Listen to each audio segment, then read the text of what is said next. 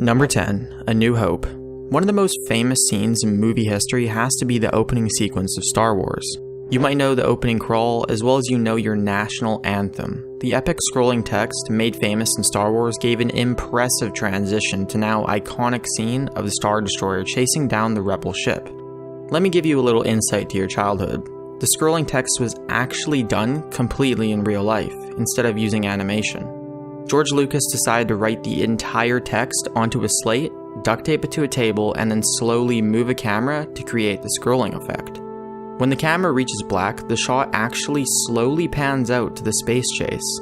This task was apparently really annoying to do, since they had to get the smoothness perfect, and had to repeat it for every language. Sorry to mess with your childhood. Number 9. The Dark Knight.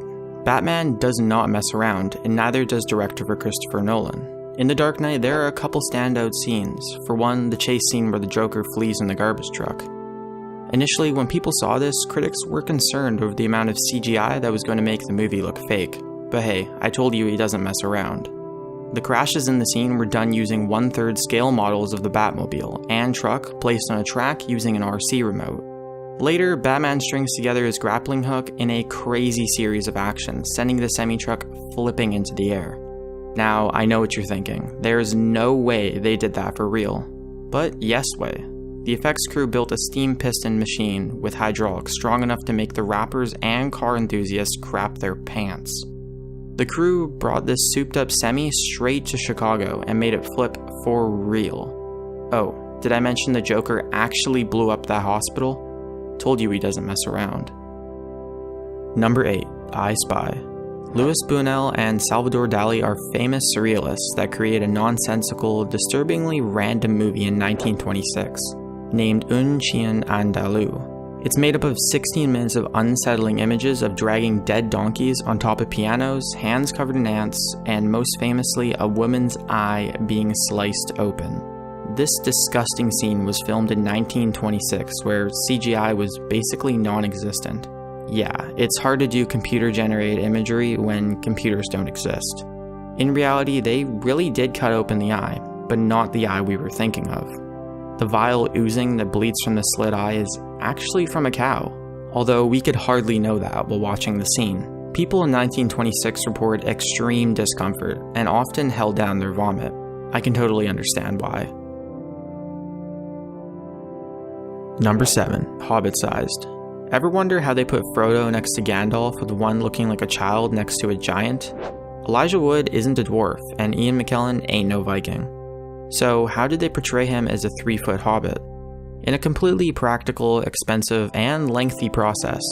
The director chose not to use CGI and instead used camera angles and weird props to better represent height. Instead of shrinking them down as if it were real-life Photoshop, the actors would actually sit with one person way off in the distance so that the farther person looked tiny. For example, when Frodo rides with Gandalf in his cart, he is actually sitting 4 feet behind him and stares emptily into the sky to give the perception that he is actually face to face. The cast filmed on specially designed tables you would never find in your regular IKEA, and looking at pictures seems incredibly strange. All that to make it look more authentic. Even if you don't like Lord of the Rings, you gotta appreciate the effort. Number 6. 4 heads are better than one. Now let's go way, way back. If you thought 1926 was a long time ago, try 1898. Back in the 19th century when film was in its infancy, filmmaker Georges Méliès became a pioneer of special effects and illusions. All this was done completely without modern special effect techniques, but being the innovator he was, he created them. In one of his earlier works, he made a short of a man removing his head multiple times to play an instrument and sing along with each of the heads. In 1898, this effect was completely unheard of. Méliès basically invented the green screen effect. When filming with actual film, he would use black glass to cover certain portions of the frame so that they wouldn't capture onto that spot. He would keep doing this and moving the glass so that he could record multiple times on the same piece of film.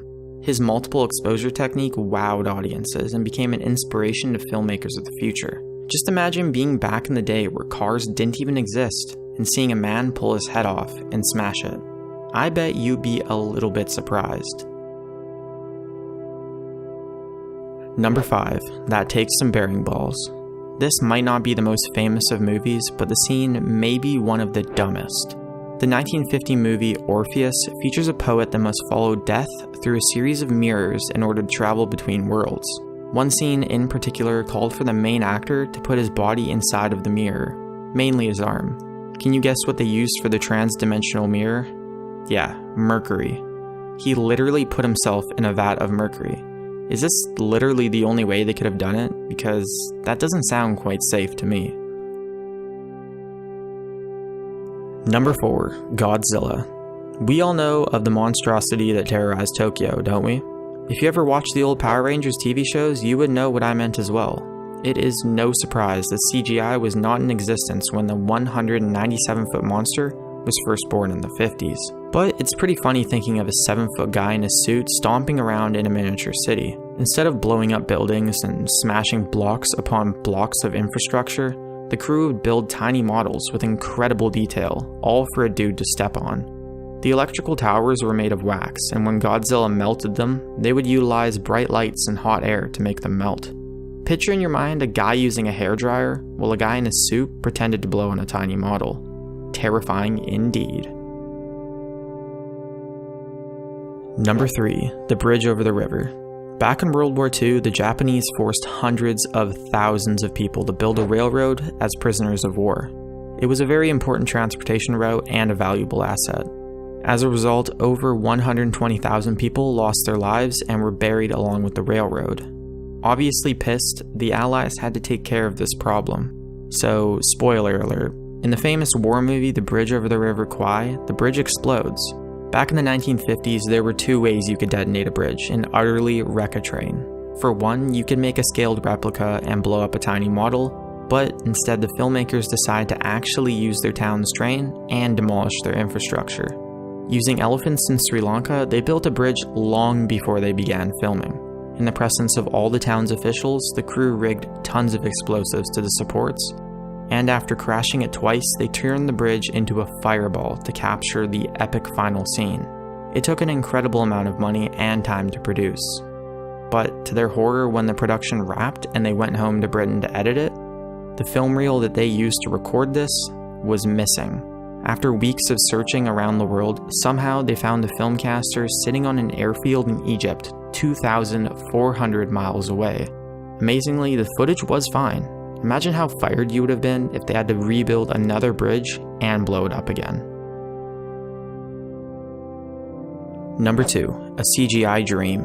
We can remember Inception for being a movie that played with our minds for weeks. Although many of the scenes basically required that they use CGI unless they wanted their star actors to die. Many of the famous scenes were done completely real. Early in the movie, when Leonardo DiCaprio goes through the first kick, the crew actually used water cannons to fire 4,000 gallons of water at DiCaprio, completely drenching him and flooding the set. They didn't treat him too well when they did the cafe scene either. The crew had a fetish for cannons, firing a crap ton of trash through windows at actors DiCaprio and Ellen Page as the dream collapsed. Later on, they even built the infinite loop of steps that messed with our minds when Ellen Page was learning how to manipulate architecture. Wouldn't mind having one of those in my place. The most impressive of them all, however, is the hallway fight scene. Directed for Christopher Nolan, not sparing any expenses, as always, built a 100-foot long corridor that spun on an axis as the actors fought to stay up straight while punching the crap out of each other. This gave the illusion that they were defying gravity. Sounds like a stuntman's wet dream. Number 1. In space.